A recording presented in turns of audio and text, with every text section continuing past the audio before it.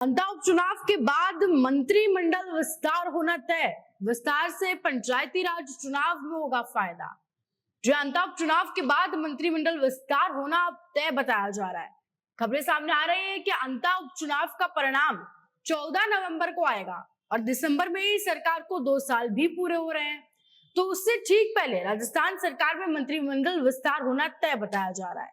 कहा जा रहा है कि विस्तार होना इस वक्त इसलिए ज्यादा जरूरी है क्योंकि अगले साल यानी कि ठीक आज से 1-1.5 महीने बाद मान लीजिए अगले साल यानी कि 2026 में पंचायत और निकाय चुनाव होने हैं। ऐसे में राजनीतिक नियुक्तियां और नए चेहरों को मौका मिल सकता है।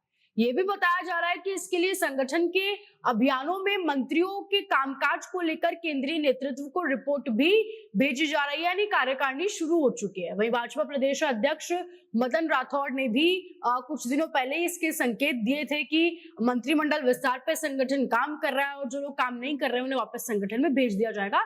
कुछ दिनों पहले ही प्रदेश अध्यक्ष का वो बयान बड़ा वायरल हुआ था और उस वक्त बड़ी चर्चाएं हो रही थी कि मंत्रिमंडल विस्तार होने वाला है, लेकिन इस वक्त अभी तय बताया जा रहा है। यानी मंत्रिमंडल विस्तार की तैयारी अभी से शुरू हो चुकी है। रिपोर्ट्स भेजी जा रही है केंद्रीय स्तर पर और बड़े लंबे समय से ये बात कही भी जा रही थी कि मंत्रिमंडल विस्तार अभी होगा तभी होगा।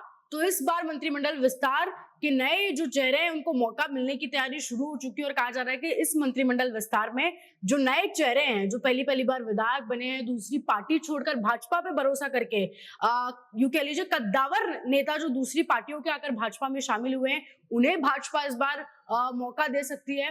वहीं जो लोग काम काज में नहीं ज्यादा दिखाई दे रहे हैं, जिनसे सरकार ज्यादा खुश नहीं है, उन मंत्रियों को वापस संगठन भी भेजा जा सकता है मेहनत करने के लिए। ये बात बड़े लंबे समय से मंत्रिमंडल विस्तार को लेकर कही जा रही थी। वहीं अगर अंता में मोरपाल सुमन की उपचुनाव में जीत हो जाती है तो वसुंधरा गुट के लोगों को भी मंत्रिमंडल विस्तार में बढ़िया तरीके से साधा जाएगा, यानी उन्हें भी अच्छे मौके दिए जाएंगे जो वसुंधरा गुट से आते हैं। अब बताया जा रहा है कि हाल ही में गुजरात में मंत्रिमंडल पुनर्गठन किया ही गया था। उसके बाद से ही कयास लगाए जा रहे थे बड़े लंबे समय से कि राजस्थान में भी जल्द ये पुनर्गठन हो सकता है। वहीं अब ये भी कहा जा रहा है कि पंचायत और निकाय चुनाव में फायदा लेने के लिए और जातीय और क्षेत्रीय संतुलन को बिठाने के लिए मंत्रिमंडल विस्तार जल्द ही शुरू होगा ताकि भाजपा को पंचायती राज और निकाय चुनाव में इसका पूरा फायदा हो।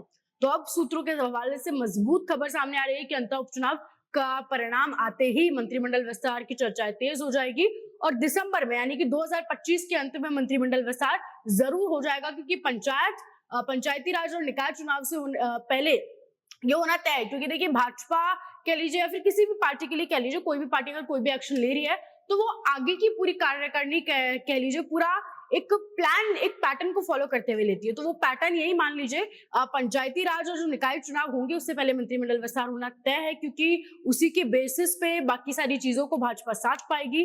अब आप क्या सोचते हैं इस पूरे विषय पर हमें कमेंट सेक्शन में जरूर बताएं और ऐसे जुड़े राजस्थान के साथ।